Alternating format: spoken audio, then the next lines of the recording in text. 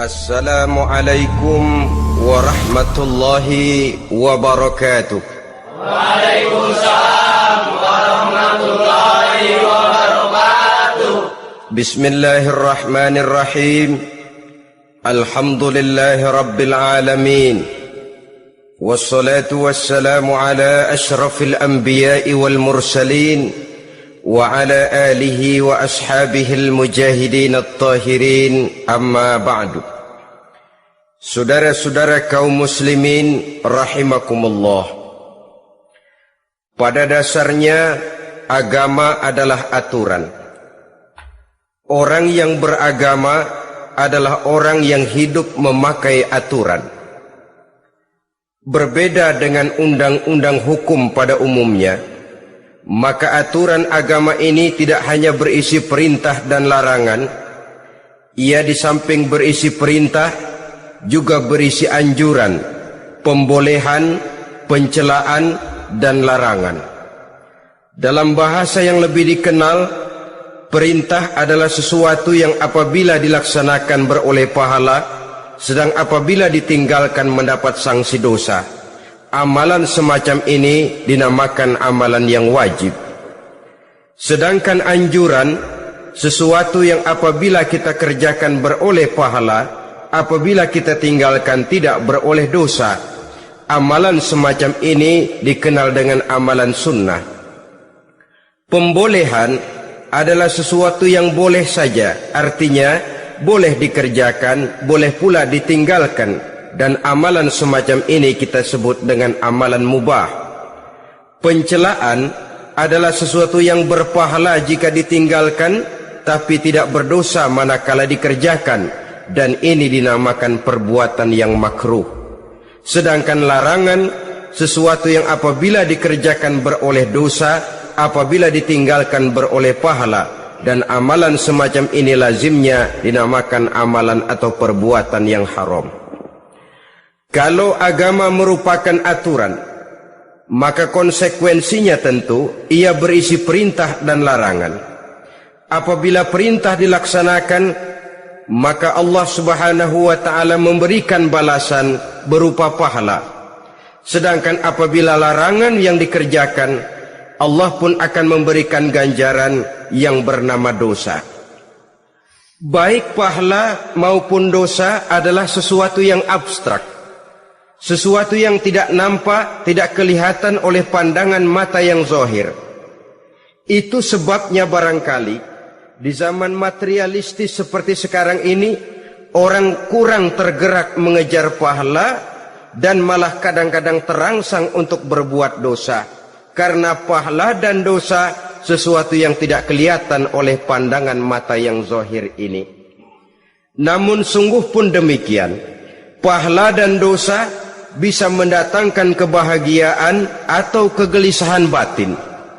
Bersabda Rasulullah sallallahu alaihi wasallam, "Iza sarratka hasanatuka wa sa'atka sayyi'atuka fa anta mu'min."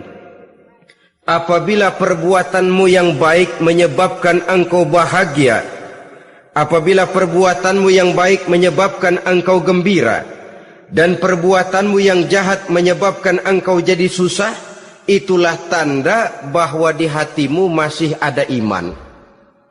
Artinya, belum tentu orang yang berbuat baik merasa bahagia dengan kebaikan yang dikerjakannya.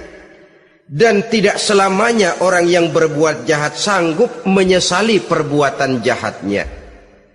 Oleh karenanya, apabila iman masih ada, apabila hati masih hidup, perbuatan yang baik menyebabkan orang gembira, perbuatan yang jahat menyebabkan orang susah dan gelisah hatinya. Ini mengandung pelajaran. Sekali kita berbuat baik, jangan sekali-kali menyesali kebaikan itu. Sebaliknya, satu kali kita melakukan kesalahan, hendaknya selalu menyesalinya. Kadang-kadang dalam kehidupan, karena orang tempat kita berbuat baik itu rupanya membalas air susu dengan air tuba, kita lalu menyesali kebaikan.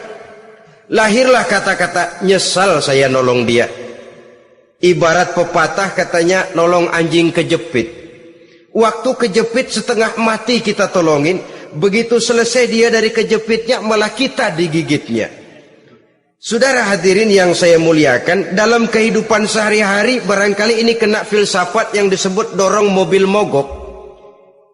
Ketika mobil mogok setengah mati kita dorong, begitu mesin hidup ditinggalkannya kita di belakang. Sesungguhnya perbuatan kita yang baik tidak harus disesali, karena disesali atau tidak, toh perbuatan itu sudah kita lakukan. Dan penyesalan atas segala kebaikan hanya akan mengurangi nilai pahala kebaikan itu sendiri. Berbahagialah apabila berbuat baik, walaupun orang yang kita melakukan kebaikan membalasnya dengan kejahatan. Menyesalah apabila berbuat kesalahan, apabila melakukan dosa, karena itu pertanda nilai iman yang masih hidup dalam jiwa kita. Saudara-saudara kaum muslimin yang berbahagia, jadi sungguh pun pahala dan dosa sesuatu yang abstrak, efeknya jelas dia mendatangkan kebahagiaan atau membawa kepada kegelisahan batin di dalam kehidupan manusia. Orang di zaman materialis kurang terangsang berbuat pahala dan terdorong melakukan dosa. Kenapa? Karena pahala tidak kelihatan, dosa tidak nampak. Kalau pahala kelihatan, barangkali nggak kuat kita mikul pahala. Kalau dosa benjol, umpama tiap bikin dosa palanya benjol, barangkali sudah nggak karu-karuan kepala kita. Baik pahala, baik dosa, sesuatu yang tidak nampak oleh pandangan mata zahir, tapi yang punya efek dalam kehidupan ini. Orang yang banyak pahalanya dengan orang yang banyak dosanya, kalau dia berjalan barangkali sulit kita membedakan. Tapi efeknya dalam kehidupan ini jelas adanya. Sesuatu yang bernama pahala kita perlukan, karena hidup tidak berhenti hingga di sini. Sesuatu yang bernama dosa harus kita hindarkan, karena ada kelanjutan sesudah hidup yang sekarang ini, kehidupan dari satu pertanggungan jawab. Itu sebabnya Imam Ghazali dalam bahasa yang indah sekali berpesan, "Jaddidis safinah fa innal bahra amiq wa khuziz zad fa inna safara ba'id." Perbarui selalu kapalmu, rawat, jaga baik-baik, dandani kapalmu, fa innal bahra amiq, karena sesungguhnya lautan ini sangat dalam. Satu bahasa yang indah dari tamsil terhadap kehidupan. Perbaiki kapalmu karena lautan ini sangat dalam. Artinya jaga baik-baik hatimu, pelihara iman dan keyakinanmu, karena hidup ini bagaikan gelombang lautan. Tempo-tempo air tenang, tempo-tempo ombak menggila dan menggunung. Jaga iman baik-baik karena hidup penuh dengan cobaan dan ujian. Itu maksudnya.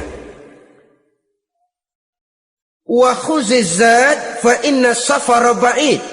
Dan bawa bekal yang banyak, karena perjalanan hidup ini sangat panjang. Perjalanan ini sangat jauh. Kita kalau pergi keluar kota tentu saja membawa bekal. Makin jauh kota yang akan kita tuju, makin banyak bekal yang harus kita bawa. Alangkah sengsaranya manusia apabila dia akan pergi ke satu kota yang jauh, modalnya cuma nekat. Bagaimana nanti di sana sajalah. Tidak membawa bekal sebagaimana yang sewajarnya. Hal yang semacam ini senangnya sih belum tentu, keblangsak dan susahnya sudah kebayang. Itu dalam kehidupan di dunia ini. Bagaimana kalau sudah bicara tentang kehidupan yang akan datang? Karena sesungguhnya hidup ini merupakan satu perjalanan yang sangat panjang. Sejak kita tinggal di alam arwah, pada saat jasad belum lagi diciptakan Allah, ruh sudah diciptakannya lebih dahulu. Sampai kemudian kita pindah ke alam rahim, alam kandungan ibu, untuk kemudian berpindah kepada kehidupan dunia. Dari dunia ini kita pindah ke alam barzakh. Di sana tinggal kita 100 tahun mungkin, 100.000 tahun mungkin, 1 juta tahun mungkin, menunggu saat datangnya kiamat. Lalu dari alam barzakh pindah kita ke alam akhirat, satu perjalanan yang sangat panjang. Alangkah malangnya, alangkah sengsaranya jika tahu kita begitu panjangnya perjalanan hidup ini, tidak ada bekal yang kita bawa. Artinya kesengsaraan, kesulitan yang bertali-tali sudah jelas akan menimpa kita. Kalau pergi kita keluar kota membawa bekal uang, membawa bekal makanan, apa bekal yang mesti kita bawa apabila kita kembali ke alam barzakh, kembali ke alam kubur, berkumpul di padang mahsyar di akhirat nanti? Nasi yang mau kita bawa, uang yang mau kita bawa? Tentu tidak lagi, karena kehidupan materialis selesai di atas liang lahat. Bila masuk kita ke liang lahat, disitulah pahala dan dosa memegang peranan yang sangat penting. Maka pada pertemuan malam ini kita akan bicara tentang pahala dan dosa itu. Saudara-saudara kaum muslimin rahimakumullah, yang dinamakan pahala, kata Imam Ali Al-Jurjani dalam kitab At-Ta'rifatnya, ma yastahiqqu bihi ar-rahmatu wal maghfiratu minallahi ta'ala, sesuatu yang pelaksananya berhak untuk mendapat rahmah dan ampunan dari Allah. Dengan kata lain, nilai pahala adalah akibat dari perbuatan-perbuatan di dalam melaksanakan perintah dan anjuran yang ada di dalam kehidupan agama. Apabila perintah dan anjuran kita laksanakan, nilai pahala itu lalu datang. Nah, nilai pahala dalam Islam menurut konsepsi Quran, Allah menjelaskan, man jaa bil hasanati falahu asyru amsalihha. Barang siapa yang datang membawa satu kebajikan, barang siapa yang melaksanakan satu kebaikan, maka dia akan mendapat balasan 10 kali dari kebaikan yang dikerjakannya. 10 kali ini pun masih dilipat gandakan dengan 7 ini pun masih dikalikan 100, dan itu pun masih ditambah dengan pernyataan wallahu yudha'ifu liman yasha. Allah masih akan melipat gandakan perbuatan baik seseorang yang dikehendakinya. Itulah nikmatnya dalam Islam. Tetapi sebaliknya, wa man jaa bisayyi'ati fala yujza illa mislaha. Barang siapa yang melakukan satu kejahatan, dia tidak akan mendapat balasan kecuali sesuai dengan kejahatan yang dikerjakannya. Alangkah rahman dan rahimnya Allah. Orang yang berbuat baik dibalas 10, dikali 7, dikali 100, masih dilipat gandakan pula. Tapi orang yang berbuat jahat tidak akan mendapat balasan kecuali sesuai dengan kejahatan yang dikerjakannya. Ini kan beda dengan sifat kita manusia. Kita ini kadang-kadang kalau dijitak membalasnya mukul. Tapi kalau orang berbuat baik kepada kita, kita enggan untuk berbuat baik kepada orang tadi. Allah tidak mengajarkan begitu. Satu kebaikan berbalas 10. Satu kejahatan berbalas dengan satu kejahatan. Maha Rahman dan Rahim Allah. Bahkan dalam Islam, niat berbuat baik saja mendapat pahala. Sedangkan niat berbuat jahat belum ditulis merupakan satu dosa sampai kejahatan itu dikerjakan oleh orang yang niat tadi. Umpamanya, saudara niat nanti malam giliran pengajian saya mau hadir di majelis taklim. Pas datang waktu malam, hujan turun sangat lebat. Saudara berhalangan datang ke majelis taklim, saudara sudah mendapat pahala niat. Tapi saudara niat, nanti malam kalau turun hujan, saya mau bongkar rumahnya si fulan, saya mau curi seluruh harta bendanya. Ternyata malam saudara tidak mengerjakan perbuatan itu belum ditulis dosa sampai perbuatan itu benar-benar dikerjakan. Tapi lalu jangan macam-macam, kalau begitu niat aja yang baik biar nggak usah dikerjain. niat aja pengen ngaji walaupun tidak ada niatan untuk ngaji. Allah lebih tahu tentang apa yang terdetik di dalam hati sanubari kita. Itulah sebabnya sangat dianjurkan orang untuk melakukan segala macam kebajikan, dan dianjurkan orang menjauhkan segala macam bentuk kejahatan, karena dia akan berefek melahirkan dosa dan pahala. Dosa dan pahala itulah alat untuk memperoleh kebahagiaan di alam kubur, di padang mahsyar, sampai di akhirat nanti. Di dunia ini mungkin segalanya bisa kita beli dengan yang namanya uang. Keamanan kita bisa menyewa petugas untuk menjaga rumah kita. Kendaraan yang mewah bisa kita beli. Udara yang sejuk bisa kita ciptakan. Siapa banyak uang dia raja. Mungkin itu di dunia. Tapi bisa apa uang kalau kita sudah masuk ke alam kubur? Bisakah munkar nakir kita sogok? Udah karkir, jangan nanya nih, cepet. Bisakah malaikat azab menyingkir dengan uang semir? Ternyata tidak. Untuk memperoleh kebahagiaan di sana, nilai pahala. Kesengsaraan akan kita dapat kalau kita banyak menumpuk dosa. Oleh karena itu jangan beranggapan, pahala nggak kelihatan, dosa juga nggak kelihatan, biarin saja. Yang tidak kelihatan ini pada waktunya akan memegang peranan yang sangat penting. Tapi tidak cuma untuk menghadapi hidup di situ, kita lalu harus berbuat baik dan meninggalkan yang jahat. Terutama juga di dunia ini. Toh pepatah bilang gajah mati meninggalkan gading, harimau mati meninggalkan belang. Apa yang akan kita tinggalkan setelah kita mati? Kita ingin jasad kita boleh hancur terkubur tanah, tapi nama kita ingin hidup terus, dikenang orang 100, 1000, bahkan 1.000.000 tahun yang akan datang. Ditulis orang dengan tinta emas dalam sejarah, tercatat kita sebagai orang baik-baik. Saudara-saudara kaum muslimin rahimakumullah. Lalu perbuatan apa yang bisa mendatangkan pahala itu? Saudara-saudara, semua perbuatan yang diperintah dan dianjurkan oleh Allah, yang dikerjakan dengan ikhlas hanya untuk mencapai ridho Allah, mendatangkan pahala. Kadang-kadang menurut pendapat kita remeh, tapi nilainya di sisi Allah besar. Itu pahala. Menghitung pahala itu hak prerogatif Allah. Perbuatan yang ringan Allah mau berikan ganjaran yang besar, itu urusan Allah. Misalnya kata Nabi, la tahqiranna minal ma'rufi syai'an. Jangan kamu menganggap remeh perbuatan baik walaupun kecil. Jangan merasa sulit melakukan perbuatan yang mengandung pahala. Bertemu dengan teman, muka kita cerah, berpahala.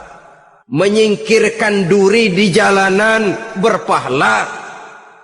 Menolong orang yang sesat, memberitahu orang yang bertanya, berpahala. Tidak sulit kalau kita mau. Yang diperintah dan dianjurkan oleh agama, itu perbuatan yang mengandung nilai-nilai pahala. Masalahnya cuma tinggal mau atau tidak, dan dikerjakan dengan ikhlas. Bertemu teman, mukanya cerah, pahala. Menyingkirkan duri di jalanan, pahala. Sodakoh, pahala. Tidak berupa perbuatan, bisa berupa ucapan. Misalnya bersolawat, pahala. Bertasbih dan bertahmid, pahala. Kata Nabi, kalimatani khafifatani alal lisan, saqilatani fil mizan. Ada dua kalimat yang enteng di lidah tapi berat di timbangan akhirat nanti. Apa itu? Subhanallah walhamdulillah. Itu kan amalan yang ringan, perbuatan yang mudah saja, tapi nilainya demikian besar dalam pandangan Allah. Jadi pendeknya, perbuatan yang bernilai pahala adalah perintah dan anjuran agama yang dilaksanakan dengan ikhlas semata-mata untuk mencapai ridho Allah, itu mengandung pahala. Niat dasarnya itu harus karena Allah, landasannya harus karena ikhlas. Bukan cuma sekedar basa-basi, tidak karena ingin dipuji orang, tidak karena mengharap tanda jasa, tapi ikhlas semata-mata.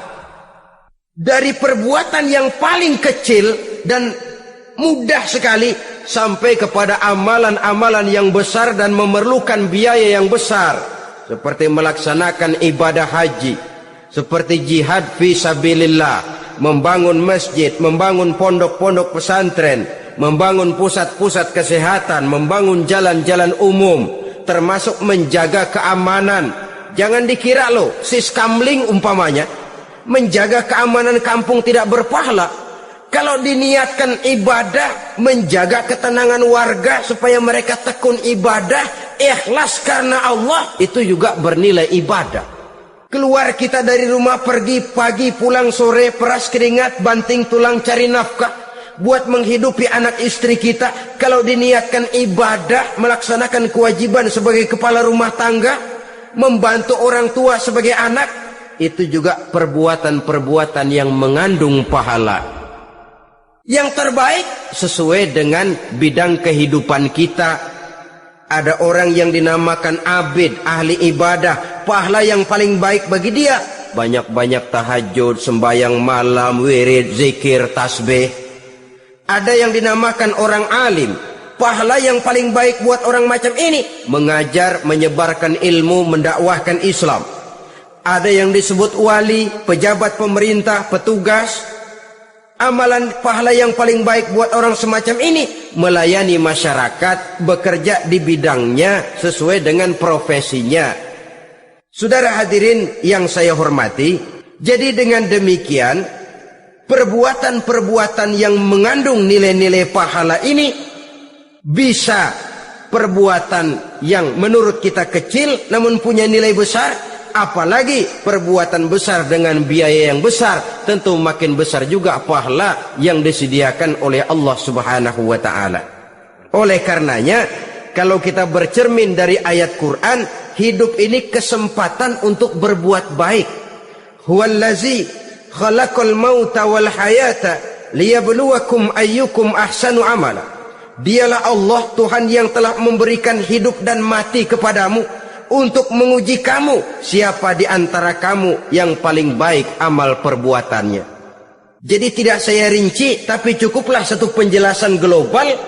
Perbuatan yang berpahala adalah perbuatan melaksanakan perintah Allah atau anjuran Allah dengan dasar ikhlas, dengan tujuan untuk mencapai ridho Allah semata-mata. Lalu apa perbuatan yang mengakibatkan dosa itu? Saudara-saudara, dosa lahir akibat melakukan larangan Allah atau mengerjakan yang dicelaknya. Nah, para ulama ada yang membagi dosa itu menjadi dua bagian. Ada dosa-dosa kecil, ada dosa-dosa besar. Tetapi sebenarnya ditinjau dari segi hakikatnya, kalau sudah melakukan satu kesalahan yang mengakibatkan dosa, jangan dilihat besar dan kecilnya, tapi kepada siapa dosa itu kita kerjakan. Sebab kalau dosa kita anggap satu yang kecil, orang akan terangsang untuk mengerjakan yang kecil-kecil saja. Sehingga dengan demikian, yang kecil pun akan menjadi besar kalau ditumpuk-tumpuk. Sedangkan yang besar bisa saja menjadi kecil kalau selalu diiringi dengan permohonan ampun kepada Allah. Itu sebabnya para ulama sufi, orang-orang tasawuf mengatakan la saghair ma'al istimrar wala kabair ma'al istighfar. Tidak ada dosa yang kecil kalau dikerjakan terus-menerus, dan tidak ada dosa yang besar kalau digempur tiap saat dengan perbuatan istighfar atau memohon ampun kepada Allah Subhanahu wa taala. Cuma saja pada umumnya, karena dosa-dosa kecil itu lebih mudah taubatnya, dan ada janji Nabi, barang siapa yang meninggalkan dosa-dosa besar akan diampuni dosa-dosanya yang kecil-kecil. Oleh karena itu, pada kesempatan ini kita akan juga bicarakan apa saja yang termasuk klasifikasi dosa-dosa besar, dengan harapan kita bisa menjaga diri, menyelamatkan diri, jangan sampai terjatuh ke dalam dosa-dosa yang besar tadi. Tetapi bukan berarti kita harus terangsang melakukan dosa-dosa yang kecil. Ah, biarin kecil ini, tobatnya gampang. Ah, dosa kelas teri. Ah, dosa itu kan tidak kelihatan.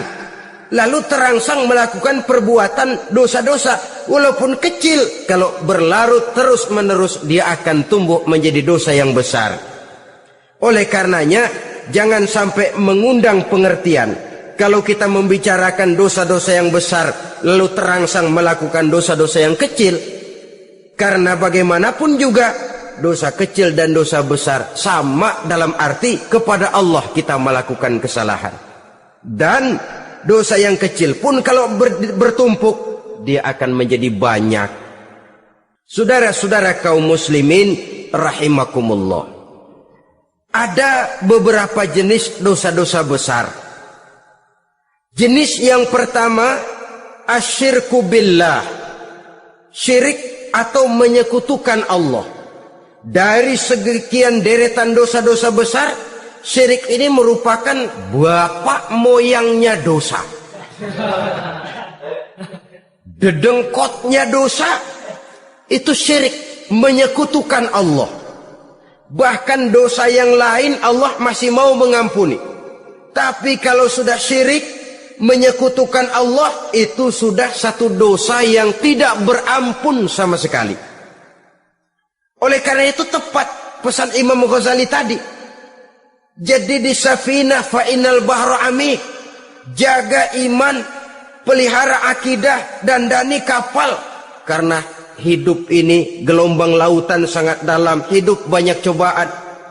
Di dalam hidup di zaman sekarang ini, saudara bisa perhatikan, di mana tensi ekonomi tinggi, lapangan kerja sulit, persaingan hidup makin tajam, sifat egois dan individualis tumbuh di mana-mana, rasa solidaritas sosial menurun, sifat gotong royong musnah, orang mudah potong kompas, potong jalan, ingin cepat kaya, ingin cepat naik pangkat, ingin dapat kedudukan. Kadang-kadang akidah pun terjual, akidah pun musnah, jatuh ke jurang syirik pun tidak jadi soal. Itu yang kita khawatirkan.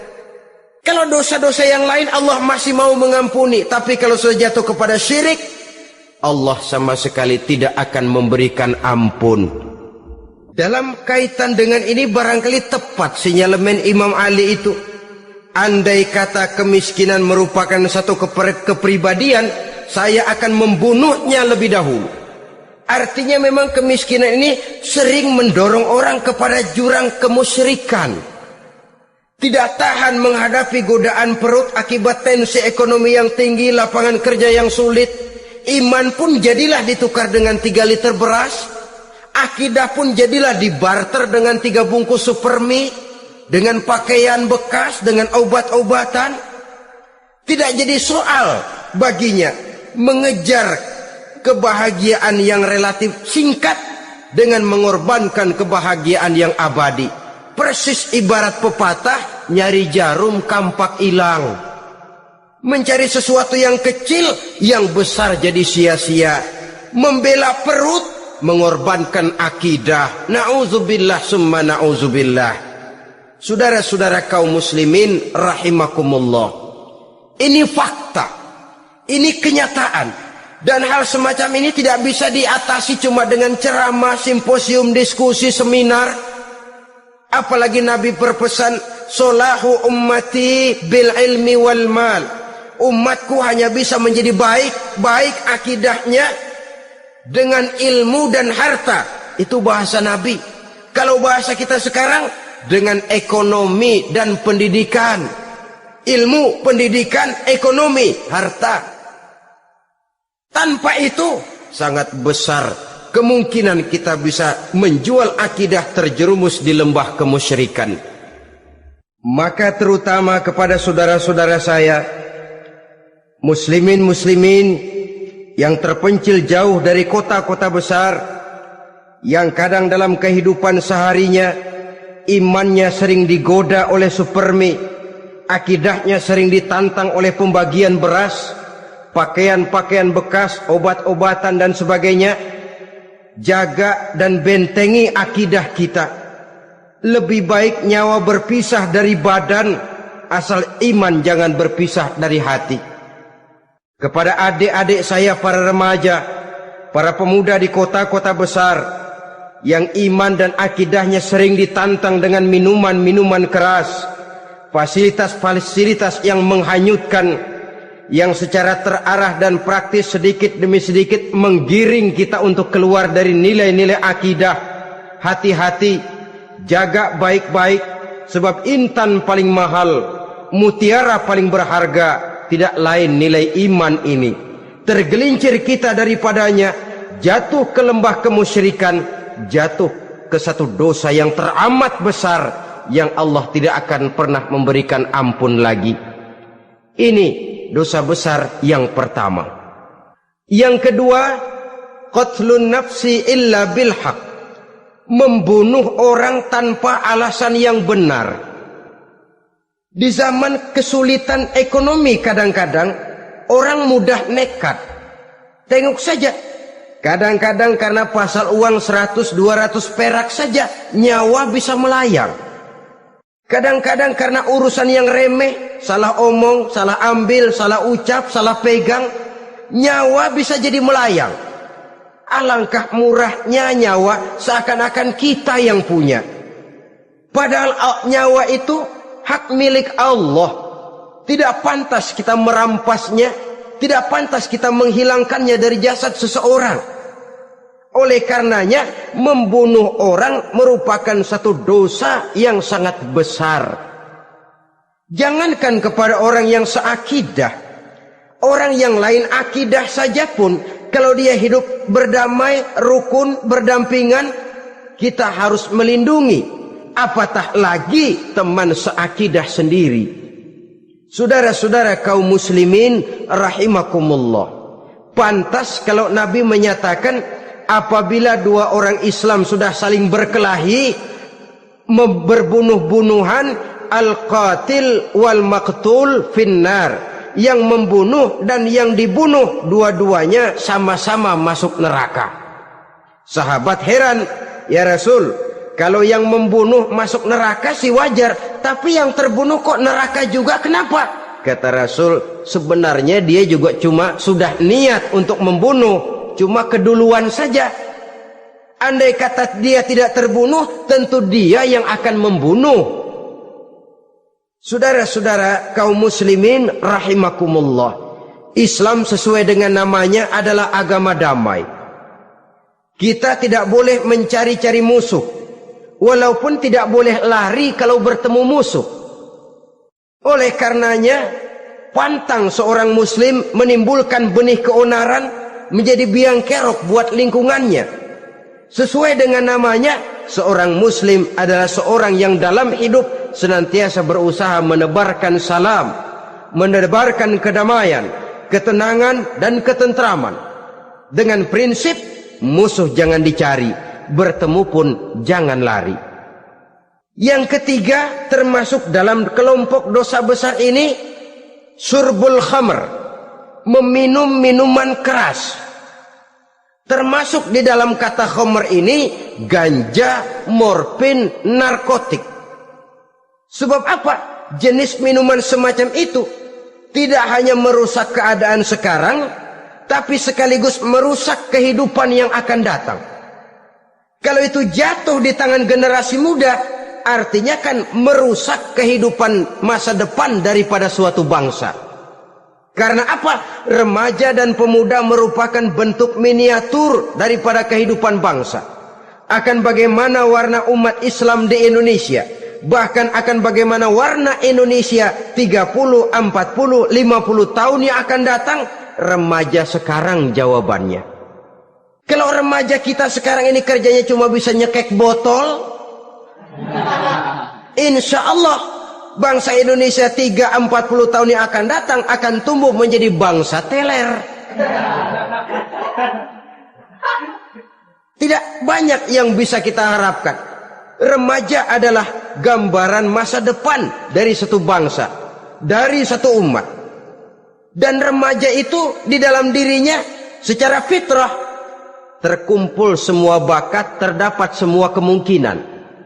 Kita ini lahir membawa sifat pemimpin, tapi juga membawa sifat pengacau. Kita ini ada bakat jadi orang jujur, ada bakat jadi pengkhianat. Kita ini ada bakat menjadi orang baik-baik, kita juga punya bakat jadi biang kerok. Kita kemungkinan bisa jadi pemimpin bangsa, tapi juga bisa menjadi pemimpin bangsat. Nanti lingkungan dan pendidikan akan menumbuhkan, membentuk mana yang tumbuh lebih subur. Kalau lingkungan dan pendidikannya lebih banyak bercerita tentang kejujuran, maka nilai kejujuran yang akan tumbuh lebih banyak dalam jiwanya. Dan insya Allah diharapkan dia akan menjadi manusia yang jujur di kelak kemudian hari nanti. Dan masalah minuman keras ini sebenarnya berkait. Kita tidak bisa cuma menyalahkan remaja saja, menyalahkan pemuda saja. Karena bagaimanapun masalahnya kompleks. Menghancurkan sesuatu tanpa melihat kausalnya, tanpa melihat sebab akibatnya, kan sama juga bohong. Kemungkinan karena broken home, kemungkinan karena pergaulan, kemungkinan karena kurang perhatian orang tua, kemungkinan karena akibat bacaan, tontonan, atau fasilitas berupa dibukanya pabrik-pabrik minuman keras, dijualnya minuman-minuman keras di warung-warung yang remang-remang, yang memberikan kenikmatan, kebahagiaan dan kebanggaan tersendiri, sehingga akhirnya orang terangsang untuk datang dan minum di sana. Pada dasarnya memang sepele, cuman minum, nggak ngerugiin orang lain kan? Iya, pada waktu minum. Tapi dikala sudah mabuk, out of control, apapun bisa kita lakukan. Yang kita ucapkan kita tidak sadari lagi, yang kita kerjakan tidak kita sadari lagi. Dikala itu segala macam kejahatan bukan sesuatu yang tidak mungkin untuk kita laksanakan. Nggak ngerugiin orang lain, memang pada saat mau minum. Tapi begitu minum, mabuk, kita bisa merugikan orang lain. Setidaknya merugikan diri sendiri.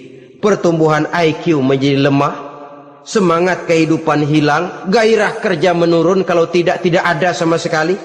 Lalu apa yang bisa kita lakukan di dalam kehidupan? Dan akan lebih celaka kalau ini menimpa kehidupan generasi muda kita. Kadang-kadang yang ironi ya, kalau yang orang tuanya mampu barangkali masih tertolong, tapi yang orang tuanya kondisi ekonomi lemah masih kepengen teler juga. Orang tuanya nggak mampu masih pengen mabuk. Jadi ganja, morfin nggak dapet, akhirnya kaleng cet diisepin. Yang penting kan bisa teler, mendatangkan satu kebahagiaan tersendiri. Itu sebabnya memang satu kejahatan menurut teori polisi ya hanya bisa terjadi karena faktor N dan K, niat dan kesempatan. Niat ada, kesempatan ada, jadi orang jahat. Kurang salah satunya, biasanya kejahatan terbendung. Niat ada, kesempatan tidak ada, sulit berbuat jahat. Kesempatan ada, niat tidak ada, tidak mungkin orang jahat. Tapi yang paling dominan sebenarnya niat. Kalau niat sudah kuat, kesempatan bisa dicari, kesempatan bisa diciptakan. Biar hansip nongkrong, ditungguin lengahnya. Iya, biarin jam 11 sampai jam 2 matanya melotot, jam 3 dia mulai ngulet, ngempet. Nah, di saat itu saya masuk ke rumahnya. Kalau niat kuat, kesempatan bisa diciptakan. Dan kalau sudah niat, ini masalah hati.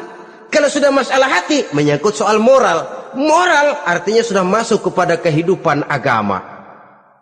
Saudara-saudara kaum muslimin rahimakumullah. Yang keempat yang termasuk jenis dosa besar, az-zina, perbuatan zina.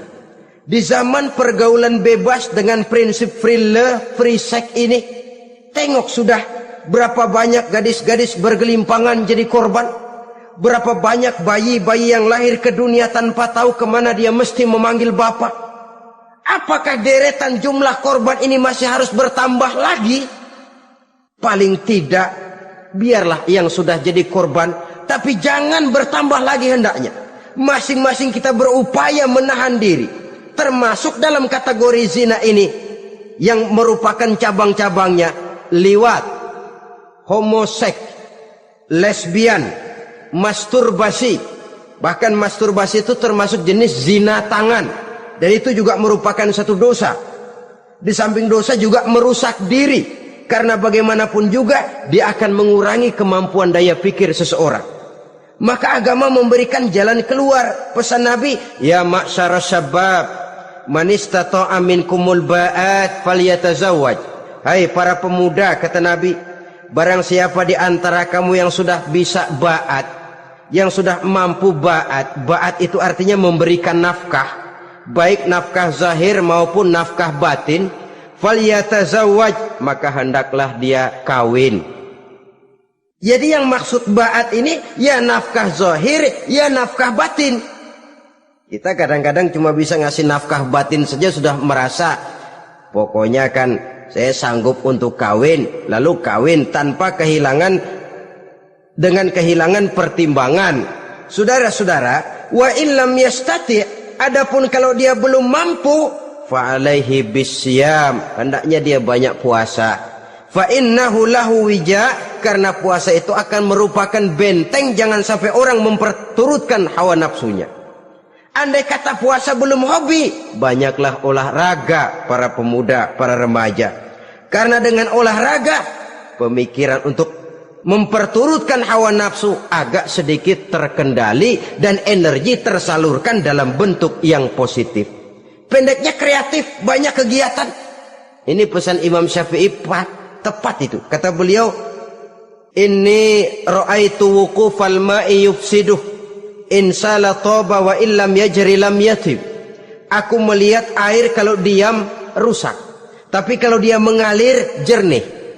Air kalau ngendap nggak ngalir, nyamuk nyarang di situ, bisa jadi sumber penyakit. Manusia hidup begitu. Kalau nggak punya kegiatan, nggak kreatif, kerjanya cuma ndelohom, ayam-ayam, akhirnya jadi ngerusak. Ngomongin orang, si ano ngapa, ano, kebangetan nggak ngapa-ngapain, orang aja dipontenin, orang diomongin, lahirlah namimah, lahirlah ghibah. Saudara-saudara, air itu kalau ngendap ada aja yang nyarang, tapi kalau dia ngalir, orang ada kesibukan, insya Allah dia tidak akan jatuh kepada sesuatu yang bisa mengundang dosa. Isilah waktu dengan hal-hal yang bermanfaat, karena hidup ini singkat dan tidak berjalan mundur ke belakang, mundur hancur, berhenti diinjak orang. Sekali melangkah, jangan surut mundur ke belakang. Homoseks, terlepas dari penyakit kejiwaan. Sekarang ini kan sudah ada persatuan kaum gay katanya, meminta perlakuan yang sama dan agar dibolehkan kawin sesama mereka. Secara manusiawi boleh, secara manusiawi kita hargai mereka, tapi dari kacamata agama ini jelas merupakan penyimpangan, dan penyimpangan merupakan suatu dosa terlepas dari pertimbangan manusiawi. Jangan karena terlalu memperturutkan suara manusiawi lalu kita mengesampingkan agama. Termasuk lesbian, wadon karo wadon. Kalau homo itu kan lanang karo lanang katanya. Saudara-saudara kaum muslimin rahimakumullah, ini bukan penyakit baru. Liwat, homoseks sudah dikenal dari zamannya Nabi Lut, laki dengan laki. Lesbian dari zaman istrinya Nabi Lut. Terlepas dari penyakit kejiwaan, dari segi agama ini merupakan penyimpangan dan merupakan dosa yang besar. Yang kelima, yang termasuk jajaran dosa kelas kakap, qazful mu'minina wal mu'minat, menuduh orang mukmin yang baik-baik, laki atau perempuan, melakukan perbuatan zina sehingga hancur namanya di masyarakat. Ini merupakan satu perbuatan dosa yang sangat besar dan sangat dimurkai oleh Allah. Saudara-saudara kaum muslimin rahimakumullah, oleh sebab itu di tentang masalah ini, kalau memang tidak ada saksi, jangan sembarang kita enteng lidah menuduh orang lain berbuat zina, menuduh orang lain berbuat serong. Dosanya kelewat besar di dalam kehidupan. Karena apa? Mencari harga diri itu berat, memelihara kehormatan diri jauh lebih berat. Satu kali orang dihancurkan namanya di masyarakat, dia akan terisolir jadinya. Oleh karenanya, berlindung kita kepada Allah, jangan sampailah dihinggapi oleh sifat ini. Karena sentimen kita kepada seseorang, karena hasad kita kepada seseorang, tidak senang melihat orang lain lebih maju, lalu lidah ini seenaknya saja mengucapkan kata. Padahal sanksi dan resikonya sangat besar. Yang kita tuduh barangkali mendapat pahala dari Allah. Kita sendiri yang menuduh tanpa saksi, tanpa alasan yang benar, mendapat dosa yang sangat besar. Saudara-saudara, memang kadang-kadang aneh dalam hidup ini. Seorang pelacur biasanya bisa menjaga mulutnya di masyarakat, kata-katanya baik, sopan. Kenapa? Karena mulut yang satu sudah tidak terjaga.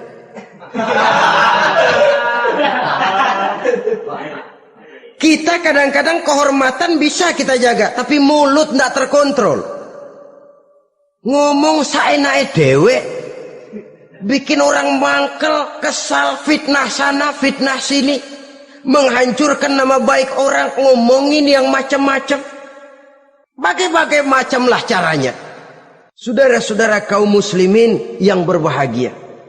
Jadi dengan demikian, menuduh orang lain berbuat zina, sedangkan orang itu tidak pernah melakukannya, ini termasuk satu dosa yang sangat besar di dalam kehidupan ini. Yang keenam, al-'aqu bil walidain, durhaka kepada ibu bapak. Seorang anak, bagaimanapun banyak nilai ibadahnya, banyak kebaikan di masyarakat, menyandang berbagai macam gelar, pangkat dan jabatannya tinggi, tapi kalau sudah durhaka kepada kedua orang tuanya, alamat hidup tidak lagi membawa keberkahan, dan itu dosa yang sangat besar. Sampai Nabi sabdakan, ridho Allah ada di dalam keridhaan ibu bapak, murka Allah pun ada di dalam kemurkaan ibu dan bapak. Walaupun belum tentu setiap kita orang tua, tapi yang jelas setiap kita adalah anak. Dan setiap anak punya ibu dan bapak. Jangan sampai kacang lupa kepada kulitnya.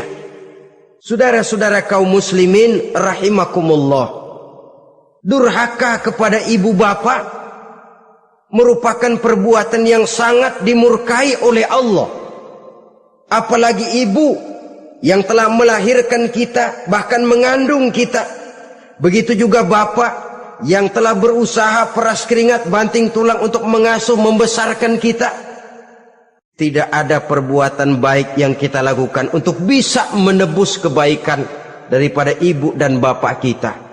Setidaknya kalau belum bisa berbuat baik kepadanya, kepada keduanya, janganlah menyakiti hati keduanya. Itu saja dulu yang harus dijaga. Kadang-kadang sudah berbuat baik enggak, nyakitin melulu. Sudah nyenangin belum bisa, saban sehari nyakitin saja. Padahal kedua orang tua itu doanya manjur, sebagaimana sumpahnya juga bisa jadi kenyataan, dan sering bahkan menjadi kenyataan. Sampai ibu bapak sudah wafat, sudah meninggal sekalipun, kewajiban berbakti masih harus terus dilakukan oleh seorang anak. Lalu yang ketujuh, at-tawalli yaumaz zahfi, berpaling pada hari pertempuran. Orang sedang sibuk-sibuk menghadapi musuh, maksudnya berjuang membela agama ini, dia lari menyelamatkan diri. Pengecut, mental munafik. Ayo, kalau demi agama, mari kita maju ke depan. Allahu Akbar, yang besar Allah, yang lain kecil semua, maju. Orang lain maju serentak, dia mundur jauh ke belakang. Mental munafik, mental calo istilah sekarang ini. Oh itu calo, mental calo, Tuhan gedek banget itu. Coba ya, calo itu paling sibuk nyuruh penumpang naik. Tapi sementara penumpang naik sampai ke tempat tujuan masing-masing, calonya nggak kemana-mana, diem aja di situ. Cuma orang aja disuruh naik. Saudara-saudara, kerja bakti, orang turun ke comberan, dia naik ke tempat tidur. Mundur di hari pertempuran, menyebabkan orang lain gugur, dia sendiri menyelamatkan diri. Mental pengecut, mental munafik, itu merupakan dosa yang sangat besar. Saudara-saudara kaum muslimin rahimakumullah, itu sebabnya agama itu memerlukan keberanian, memang, tapi bukan keberanian yang tanpa perhitungan. Sebab berani tanpa berhitung namanya berani babi. Kita berani kalau benar, kita harus takut kalau salah. Jangan dibalik. Salah berani, nekat namanya. Benar takut, pengecut namanya. Orang yang pengecut adalah orang yang takut membela kebenaran. Orang yang nekat sesungguhnya udah salah nggak malu lagi, udah salah nekat lagi, merasa rugi berbuat kebaikan, puas kalau berbuat kejahatan. Padahal Nabi pesan, siapa yang berbuat dosa sambil tertawa, nanti dia akan masuk neraka sambil menangis. Karena itu dipesan pula di dunia ini, sering-seringlah mencuci mukamu dengan air mata taubat. Cuci lidahmu dengan zikir kepada Allah. Bersihkan hatimu dengan air ikhlas. Saudara-saudara kaum muslimin rahimakumullah, kan ada toh orang berbuat baik nggak gembira, tapi berbuat jahat malah puas. Atau sama saja, orang lain berbuat baik, hatinya kesel. Orang lain berbuat jahat, dia malah mendukung. Atau orang lain tergelincir berbuat jahat, dia malah girang. Ini kan tidak objektif. Karena yang berbuat baik, orang yang dia keselin, dia nggak seneng. Tetapi karena yang berbuat jahat, orang yang dia senengin, dibenerin juga. Itu nggak objektif namanya.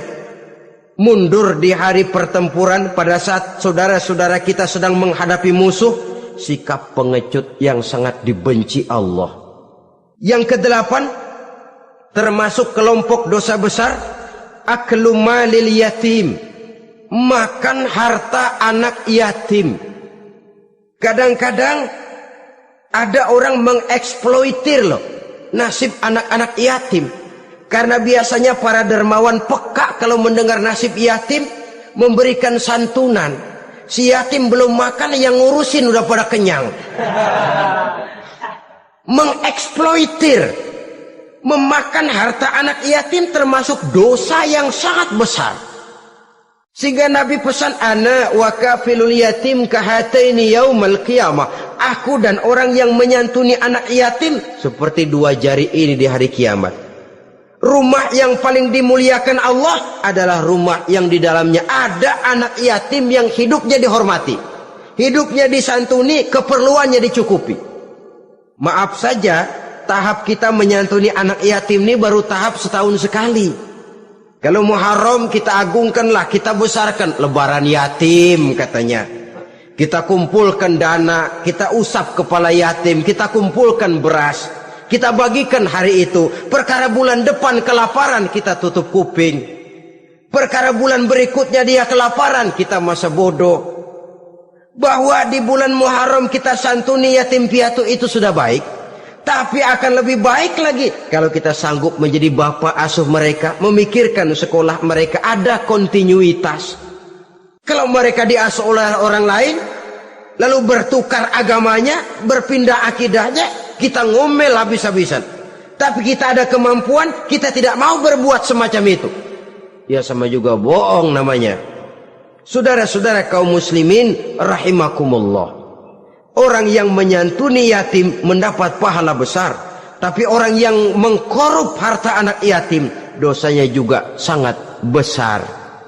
Berhati-hatilah kalau kita diberikan kepercayaan oleh masyarakat untuk mengurus anak-anak yatim, karena pahalanya besar, resikonya juga besar.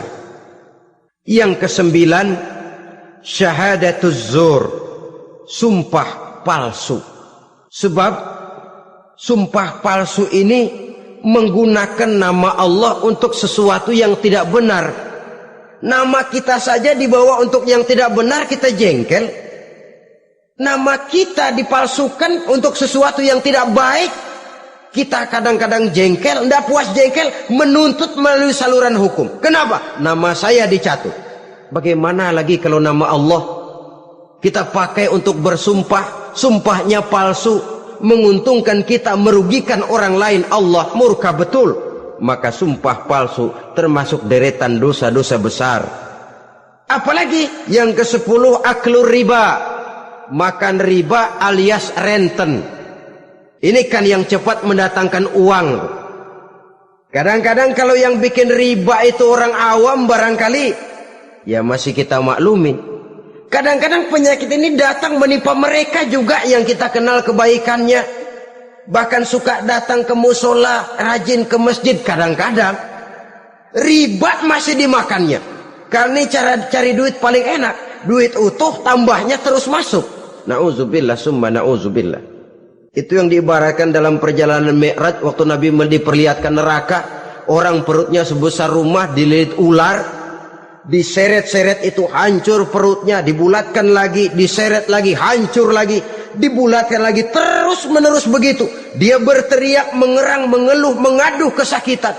Nabi tanya, itu apa Jibril? Itu contoh dari umatmu yang suka makan riba Muhammad, makan renten. Saudara-saudara, ini kan mencekik leher orang. Orang sedang kesulitan, kelihatannya sih baik, menolong, tapi di belakang menolong itu nyekek. Di belakang nolong itu nyekek. Dan nyekek itu sebenarnya tujuan utamanya. Orang yang menjalankan riba pada dasarnya tidak punya perikmahan kemanusiaan kok. Kalau dia kelihatannya mau menolong, kelihatannya motifnya mencari untung di belakang itu. Jauh dari kemanusiaan. Yang ke-11, saudara-saudara, termasuk jajaran dosa besar itu qat'ur rahim, memutuskan silaturahmi. Marah, hobi sama marah. Kalau 3 hari nggak marahan sama orang, ngebet palanya. Selalu nyari gara-gara. Kalau udah marah berlaku perpanjangan waktu. Tahun, 2 tahun, kadang-kadang seumur hidup. Saudara hadirin yang saya muliakan. Apalagi mengurangi timbangan termasuk kelas dosa besar. Makan suap termasuk dosa besar. Semir menyemir dosa besar. Apalagi bunuh diri. Nah ini, bunuh diri dosa besar. Kadang-kadang karena sulit nekat, daripada hidup susah mendingan mati sekalian. Apa dikira kalau mati urusan selesai? Belum. Termasuk memotong anggota badan sendiri, dosa besar. Kayak belum lama ada kesulitan ekonomi, mau lebaran, alat vitalnya dipotong. Lu berita-berita koran, itu pun dosa besar. Lah kan badan saya sendiri. Ya, badanmu sendiri, tapi yang ciptakan Allah, yang berikan Allah. Kenapa mesti dipotong? Karena kesulitan ekonomi, alat vitalnya sendiri dipotong. Ya namanya alat vital, kalau sudah nggak ada yang vital kan hampa hidup ini. Tapi lalu kehilangan pertimbangan. Saudara-saudara kaum muslimin, karena itu di hadapan segala macam kesulitan, jangan sampai kita kehilangan pertimbangan lalu terjatuh ke dalam dosa-dosa besar ini. Mudah-mudahan Allah selamatkan kita dari segala macam bentuk dosa besar, sehingga diampuni segala dosa yang kecil, dan digerakkannya kita untuk hidup melakukan kebaikan yang membawa pahala yang sebesar-besarnya. Ini sajalah pertemuan kita saat ini. Terima kasih atas segala perhatian. Mohon maaf atas segala kekurangan. Wassalamualaikum warahmatullahi wabarakatuh. Waalaikumsalam.